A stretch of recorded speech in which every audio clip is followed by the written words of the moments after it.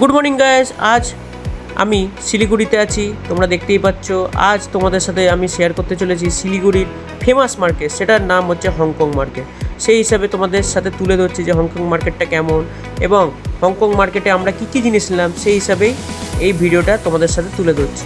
Video শুরুর আগে তোমরা যদি চ্যানেলে নতুন হয়ে থাকো এবং চ্যানেলটা এখনো সাবস্ক্রাইব না করে থাকো, তাহলে কী করছো, তাড়াতাড়ি সাবস্ক্রাইব করে দেও। আর নতুন নতুন ভিডিও খুব তাড়াতাড়ি আসতে চলেছে। একজনকে জিজ্ঞাসা করলাম হংকং মার্কেট কোথায়, সে দেখিয়ে দিল যে ওই দিকটাতে যেতে হবে, ওখানেই হংকং মার্কেট।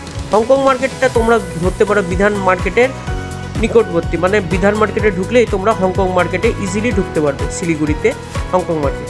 যাই হোক, এরপর আস্তে আস্তে আমরা ঢুকে পড়লাম হংকং মার্কেটে।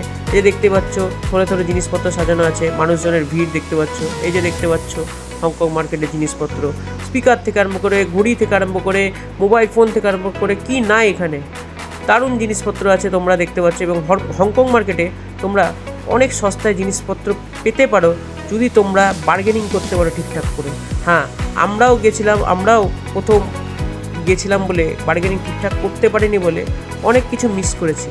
এরপরে গেলে আমরা বার্গেনিং ঠিকঠাক করে করব, এটা আমি আশা রাখছি। যাই হোক, এরপরে হংকং মার্কেটটা ভালোভাবে ঘুরতে লাগলাম। দেখতেই পাচ্ছ মানুষের আনাগোনা এবং মানুষের ভিড়, এটা মনে হয় প্রতিদিনই বসে। বিধান মার্কেটে গেলে তোমরা হংকং মার্কেটে দেখতে পাবা। যাই হোক, এদের জুতার কালেকশন দেখতে পাচ্ছ, এগুলো সবই হংকং মার্কেটের।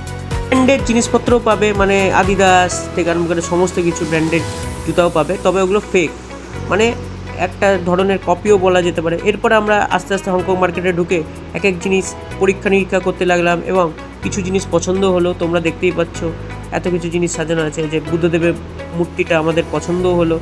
দামটা একটু বেশিই বলছিল, আমরা বারবার বার্গেনিং করছিলাম ঠিকই, তবে দামটা বেশি বলাতে আমরা সরে পড়লাম এবং পরের দোকানে চলে গেলাম।